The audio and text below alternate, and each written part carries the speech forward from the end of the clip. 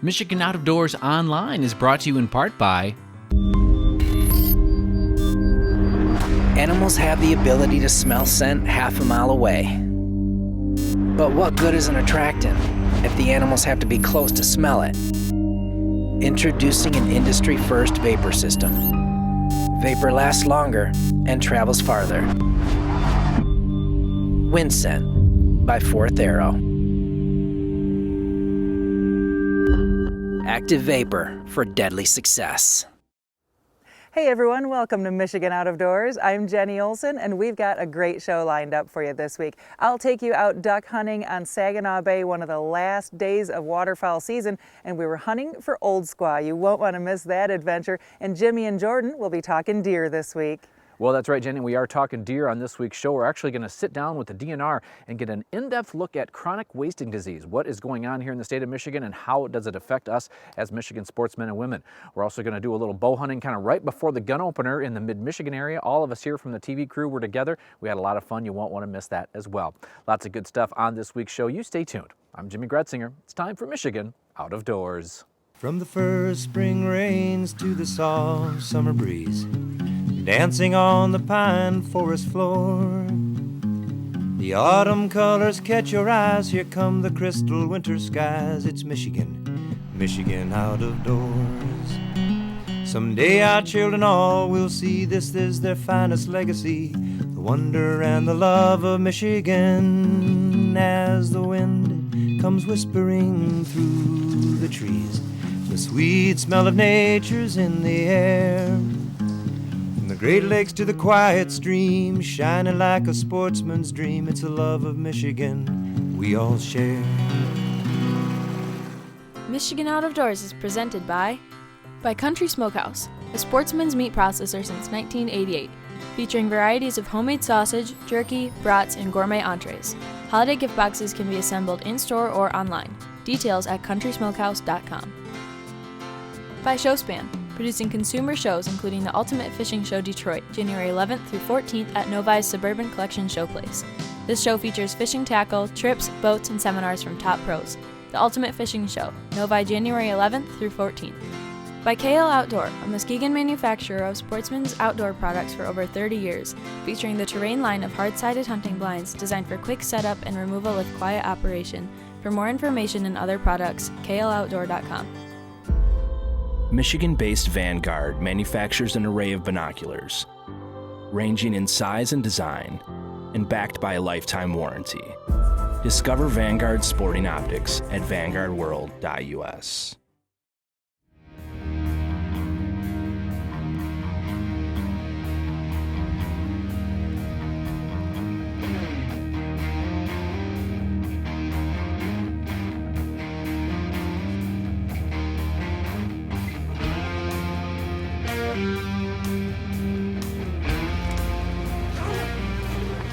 So Mark, is this actually considered a boat? Yes. A really nice 27-foot pontoon boat. It's like a big dance floor. That's how I look at it. What's our plan this morning? What are you going to try? Our plan this morning, we're going to run out here out in the bay and try to go after some old squaw. We've had a lot of old squaw around here the last couple weeks. It's been windy the last 2 days, so we'll see what happens today. It's always a guessing game of what happens. But we should be able to get on some old squaw today and hopefully get some good film on it. Today's forecast was a high of 28 degrees with winds at 15, which would be okay to get to Mark's go-to spot. What we've been doing is going out in the area called the dumping grounds here on the Saginaw Bay. And on days when we can get out there, in the last 4 or 5 days haven't been too good, but when you can get out there, there's a lot of old squaw flying around out there, and they're in big numbers out on the Saginaw Bay right now, and they've been in growing numbers here in the past couple years because of the zebra mussels. We've been getting a lot of old squaw, a lot of juveniles, but we also get some longtails in here too, so some really nice birds. And the old squaw are deep diving ducks. They can dive down to about 200 feet. So they're really going after the zebra mussels, which we have plenty of zebra mussels here in the inner bay on the Saginaw Bay. So that's why we have these ducks coming into the bay, is the zebra mussel, the growth of the zebra mussel is just blown up here over the last 10 years, and these ducks are finding them, and it's a great food source for these ducks. The guys got all the hard work done of setting out the decoys and anchoring in the wind to swing around next to the spread. Lucky for Mark, he's got some hard-working hunting buddies. 3 guys that were with me. Adam Schumacher, he's a good friend of mine. I met Adam golfing. Derek Parent was one of the guys that was with us today, and so I've known Derek for a long time. And Adam Lipinski is another good duck hunter. He's been duck hunting a long time, and those guys actually have been duck hunting together for years. And I joined the group here a couple years ago, and we just have a lot of fun together. And my opinion is, when you hang out with younger people, you might live a little longer. At least that's my theory. The guys dropped their first duck of the morning and unloaded their guns, detached the anchor, and went to retrieve it. In calmer conditions, they bring a small tender boat, but today was too rough for that. Beautiful. Now, do they have the long tail or no? Nope, just the drakes do. Okay. Beautiful. So who actually shot that one? Do we know? That was a little combo effort there. Sometimes diving is all about. Not me on that one. Well, the winds were supposed to be slowing down, but were actually building, as you can see from my not-so-smooth footage, so we switched to plan B. So what we're doing here is we're picking up. We tried to come out here to an area where we've usually been shooting some old squaw, but it's a little too rough, so we're going to go inside where the waves are only about 1.5 to 2 feet. We saw some birds in there earlier, so we're going to go repack up and go back after them. The guys got all set up again closer to shore in hopes that the winds wouldn't be as bad here. Mark says on a typical day, old squaws will be flying all day out here on Saginaw Bay, but today wasn't typical. Well, not with 20+ mile-an-hour winds. I think that's the biggest thing. There's no reason for them to get up and fly around. All their food, they're already over top of their food, so there's no reason for them to get up and fly. So I think that's why we had a little bit of a hard day today, was the birds didn't want to get up and fly, other than when we pushed them going out to our spot and coming back to our spot. We pushed up a lot of birds. So that's a hard part with the old squaws. If it's a nice calm day and a lot of guys are running around walleye fishing and moving around, they scare the birds up and get them to fly around. It is my first year guiding for ducks. I've been duck hunting for probably 35 years, but it's my first year actually going out and actually guiding for ducks, and it's just been a blast. My customers have been loving it. We've been getting a lot of shooting in. The platform with the big pontoon boat definitely helps. It makes it easy for groups to come on board, and it's very comfortable, other than today. Today was a little rough. A little rough indeed. These ducks were coming in as singles and just a couple of feet off the water, making it near impossible to find them with the camera before the guys pulled the triggers. I did miss a couple of shots, including the last one of the day, which ended up being our only old squaw drake. Just a gorgeous bird. Yep, it's a male old squaw drake. Wow. That we have here on the Saginaw Bay. A lot of people are really into the long tails now. These are deep water duck. You can dive down about 200 feet. And they've really been coming into the Saginaw Bay here the last couple of years.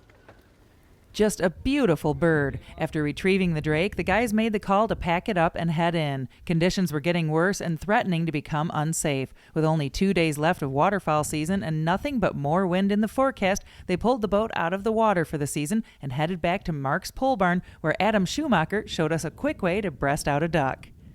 Well, we're gonna clean the old squaw. Now how I like to do it is I always feel the bottom of the rib cage right here, because ducks actually have a pretty easy skin to tear, and you just kind of stick your finger in there. It sounds a little weird, but it just tears right open, and then you just pull it back this way to expose the breast. Now this is just breasting out. So what I like to do when I'm breasting out a duck is I like to start right along the middle of the rib cage here. I don't know what they call it, like a sternum on a human. And you cut right along it. And then I flip to this back side. And I always use a fillet knife because it's got a little bit more flexibility to the knife than like a hunting knife or a deer knife. And you just kind of work down to where you start feeling the bone, and you just work the breast right off of the rib cage. Like so. If you do it right, you get along here and you just follow the top. Now sometimes you shoot them up there when you wing shoot them a little bit, and they makes it a little tougher, but the breast comes off fairly easily that way, and then you end up with just a nice clean duck breast. And you should have a lot of exposure like that. It means you're nice and tight and you didn't leave too much on there.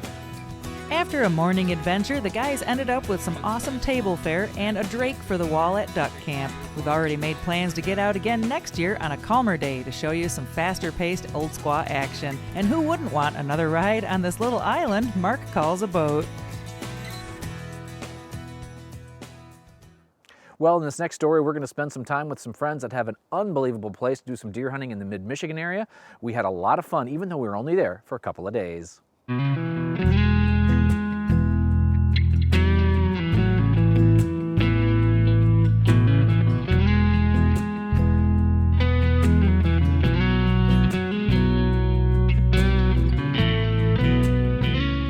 Just before the gun season, our entire crew hit mid-Michigan for a bow hunt on some awesome property with some folks that live and breathe the outdoor lifestyle here in our great state. First time. Well, I've been out a few times this year, but first time on camera hunting with my left-handed bow. Gabe and I are out in this beautiful chunk of woods. Got a little food plot here, a big field out to our north, and got a southwest wind. We've got our wind scent out, and we're hoping for something to happen by tonight. See if we can stick something with a left-handed arrow. We were only able to hunt 2 days here, and I wish we could have stayed longer, because right off the get-go on our first sit, we were all in deer. Jenny had some small bucks around her most of the evening, and in fact, with a little better luck, she and Gabe might have connected on this beautiful buck. A definite shooter and just out of range, but definitely a buck that keeps you on your toes the rest of the sit. Now, the guys here had asked us to pass bucks unless they were about an 8-point or better with a 15-inch spread, so that's what we were looking for. Now, by doing that little bit of management, Rob Winalda, the owner here, is seeing some great results on bigger and bigger bucks. Now, I was hunting a few miles away on another piece of property with my crossbow in hand. Now, most of my kids have shot deer with my 10-point, but I have yet to take a deer with it, so I was hoping for big things. Now, we met Rob a few years back. We highlighted their company called Fourth Arrow. They manufacture hunting products. The main one is their Wind Scent, a scent dispersal system that vapes the scent, and they also have tree arms that they manufacture as well. They're all based right here in our great state. So wanting to make sure I was invited back, I had all I could do to not shoot this 8-point that only had about a 10 to 12-inch spread. Passing bucks, that's not my strong suit, but I was able to manage this time. Back at camp that evening, we had a chance to catch up on the hunt and relax in an unbelievable place. Jenny sat down with Gabe Sanderson, and he ran us through their latest tree arm, the run and gun shoulder mount, that makes a huge difference if you're into taping your hunts. And of course, their wind scent system that is unlike any other scent dispersal system out there. Now, these guys know their stuff, and just to prove it to you, here is just a few of their hunts from this year, which can also be seen on their online show called Fourth Arrow TV.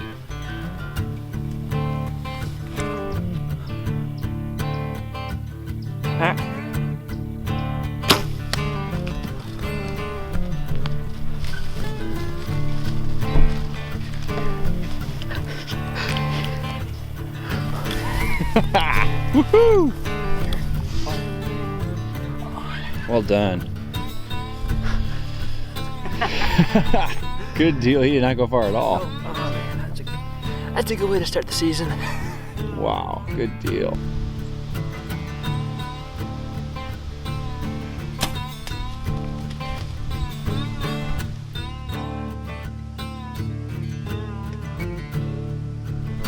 He just went down 33 yards.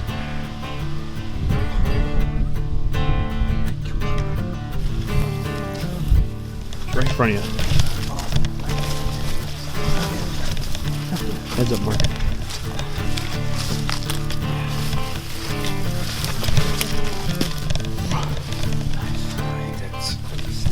That's too smart for him.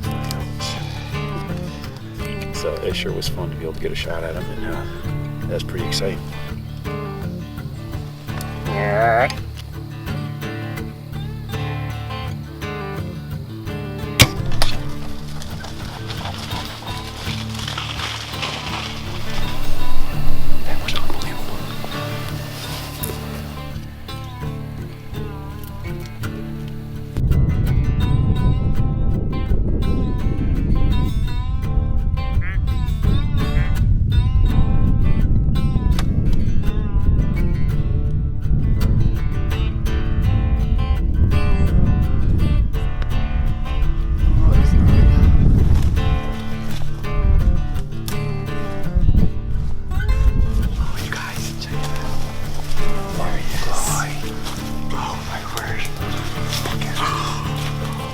outdoors, you guys.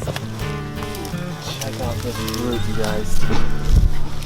Oh my word, what a monster. These guys have some great property, some cool stuff that they manufacture, but better than all that, they are great people. Thanks for letting us share in your little slice of heaven here in Michigan's Out of Doors. Chronic wasting disease, or CWD, is a slow-moving but progressive disease that affects the central nervous system of members of the deer family. So it impacts white-tailed deer, mule deer, elk, moose, has even been found in reindeer. And it's caused by a prion, and a prion is very different than like a bacteria or a virus, both of which are living organisms. Prion is a protein, specifically a misshapen protein, and that misshapen protein is extremely resistant to destruction.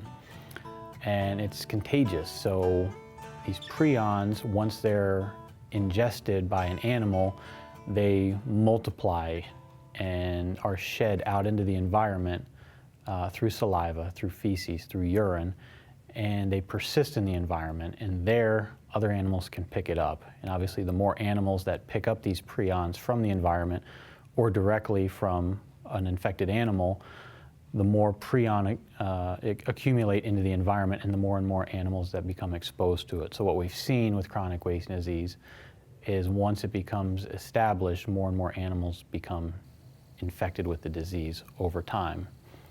The disease is always fatal. There's no cure for the disease. There's no vaccination for the disease, and there's no immunity for the disease. So as of right now, every type of white-tailed deer that exists that we know of in North America, regardless of genotype or anything else, can contract CWD. There seems to be a lot of questions about the difference between CWD and EHD, so I asked Chad to explain both and also to address why CWD seems to be getting a lot more attention. See, there's a big difference between something like chronic wasting disease and EHD, which is epizootic hemorrhagic disease. And EHD is a very, what we call acute disease, so it will kill deer very quickly, usually within a week to 10 days after being infected, and it can be fairly substantial. But EHD is a virus, and that virus tends to go away once the winter hits because it's carried by a midge, it's transmitted by an insect. It's not contagious from one animal to another, and it doesn't persist in the environment. So what we tend to see with EHD is an outbreak, typically in droughty kind of years where summers have a lot of drought or we get a very unseasonably warm winter. And then we don't see it again, at least to a very extensive level for 5-10 years maybe. So it's very cyclical in nature, and during that time, the deer herd can recover. CWD is very different because it's a prion and these prions are indestructible, and because it's transmissible or infectious to other animals, it can stay in the environment. So you cannot reverse course with CWD. So once it continues to build up into the herd, even though these animals are infected and they may never show symptoms of it and they may never die from CWD, their still overall health can be compromised, and that could increase their mortality rate for something else, whether it's predators, whether it's hunters, whether it's cars. So you may not actually have deer tipping over from CWD, but that doesn't mean it's not going to have an impact on the deer herd.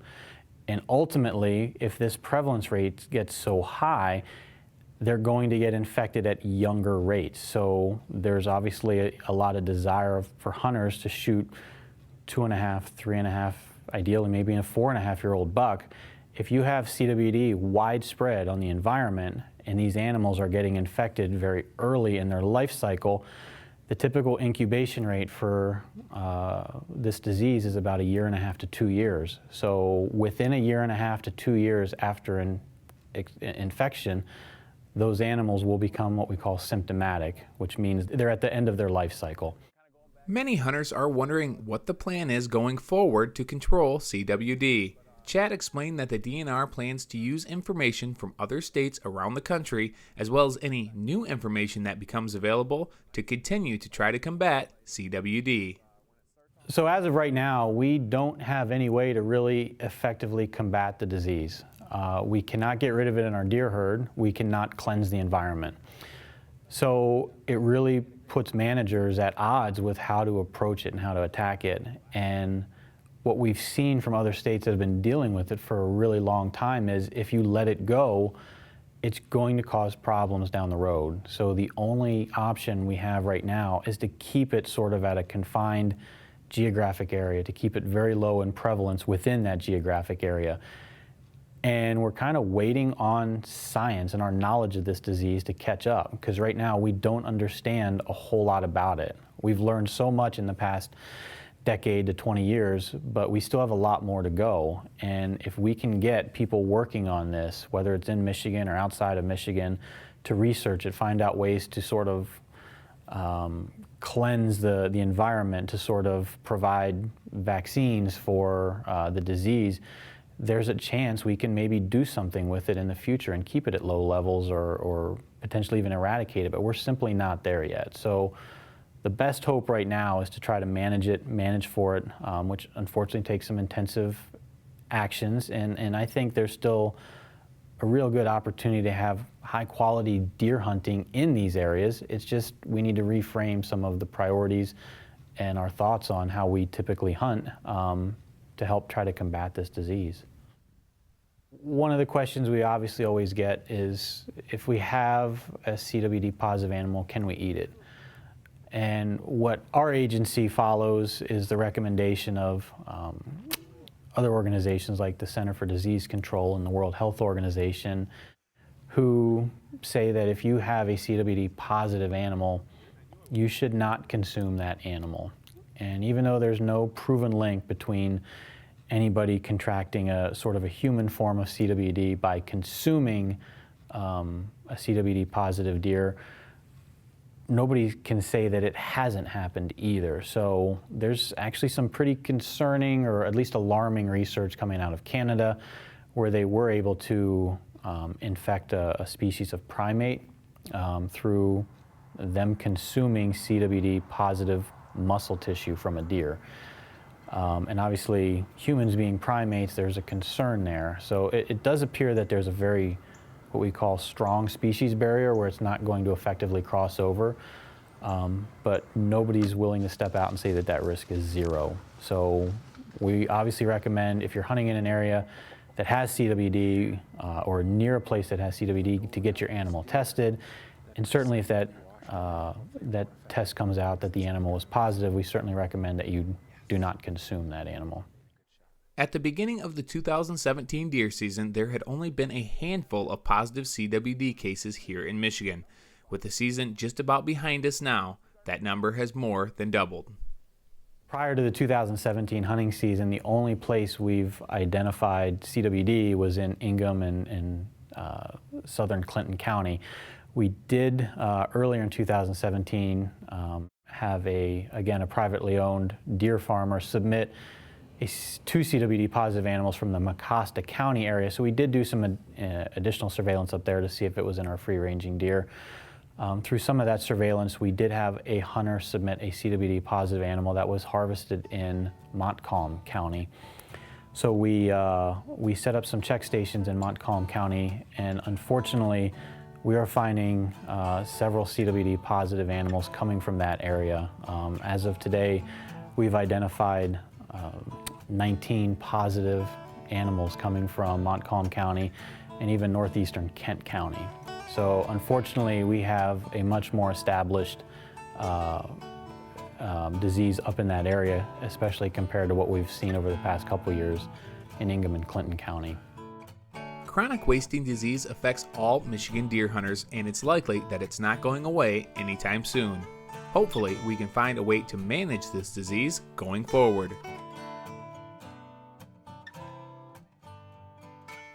Thanks for joining us this week for Michigan Out of Doors. We have a quick event to tell you about. If you're up in the Crystal Falls area January 12th through 14th and you're a sportsman, you might want to check out Lake Ellen Camp. They're having a men's retreat up there. Our good friend Dean Hulse is involved and he'll be there over the weekend. There's an ice fishing tournament, classes on how to score whitetail deer, all sorts of fun stuff. If you'd like more info, check out lakeellencamp.com. Make sure you stay tuned over the next couple of weeks. We'll have our year-end specials for you.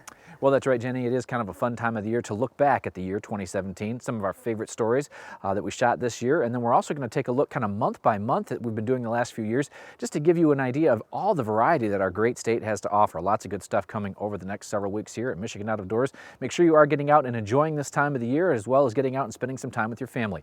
Lots of good stuff coming over the next couple of weeks. And if we don't see you in the woods or on the water, hopefully we'll see you right back here next week on your PBS station.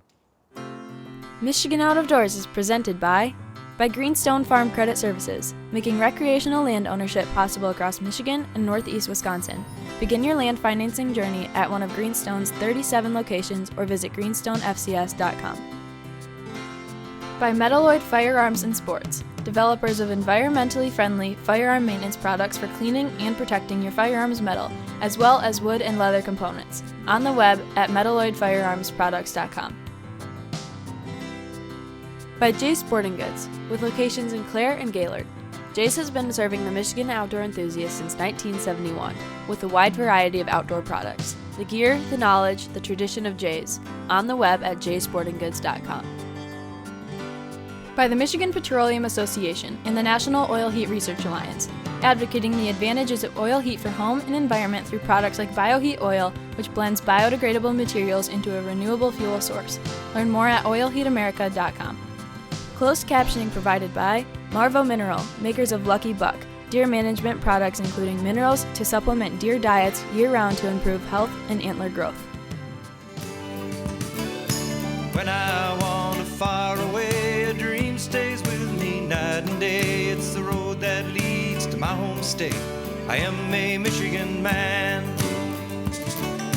Changing seasons paint the scene like rainbow trout in a hidden stream. White-tailed deer in the tall pine.